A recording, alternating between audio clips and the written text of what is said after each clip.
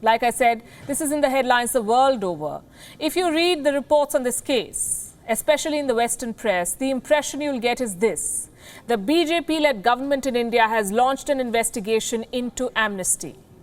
What these reports will not tell you is that Amnesty has had a troubled relationship with every kind of government in India.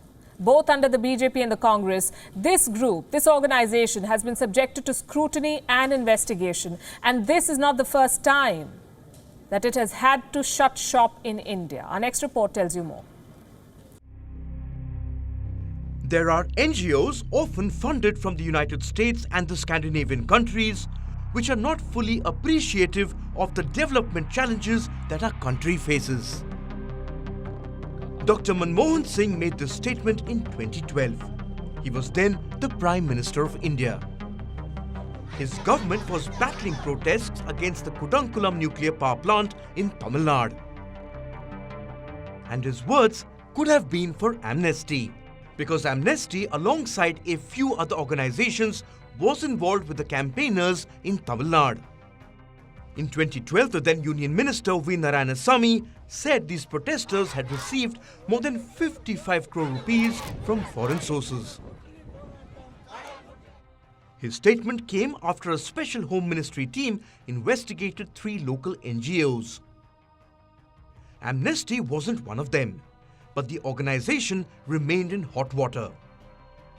2 years later, in February 2014, the government froze Amnesty India's funding.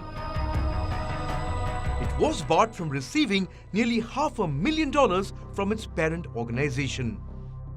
Allegedly, a part of this payment was traced to an offshore trust, set up by a gambling tycoon convicted of fraud in the US. 6 years later, Amnesty India says its accounts have been frozen. Its funding is in question, so it has halted its India operations. Again, this is not a first. In 2009, Amnesty had to close its offices in India. It was denied permission under the same FCRA, or the Foreign Contribution Regulation Act.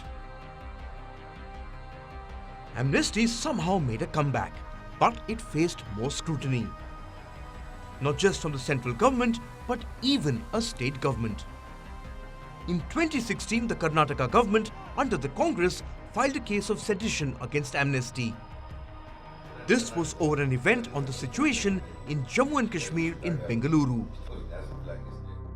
The matter went to court. 3 years later, a local judge closed the case. Amnesty was found not guilty. But the story of its troubles doesn't end there. Amnesty has had some strange bedfellows. In 2010, it was revealed that Amnesty is actively collaborating with Muazzam Beg, a former Guantanamo Bay detainee often described as Britain's most famous supporter of the Taliban. Geeta Sehgal, the great niece of former Indian Prime Minister Jawaharlal Nehru, used to work for Amnesty back then. Sehgal questioned the collaboration with Beg.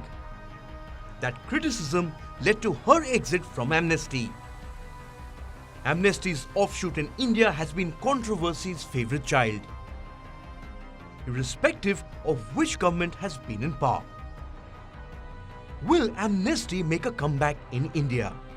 It is difficult to say, but even if it does, it may not be smooth sailing. Bureau Report, WION World is One. Thank you for watching Gravitas on WION's YouTube channel. If you want to stay up to date with what's happening around the world, then subscribe to our channel and don't forget to like and share. Thank you very much for watching WION World is One.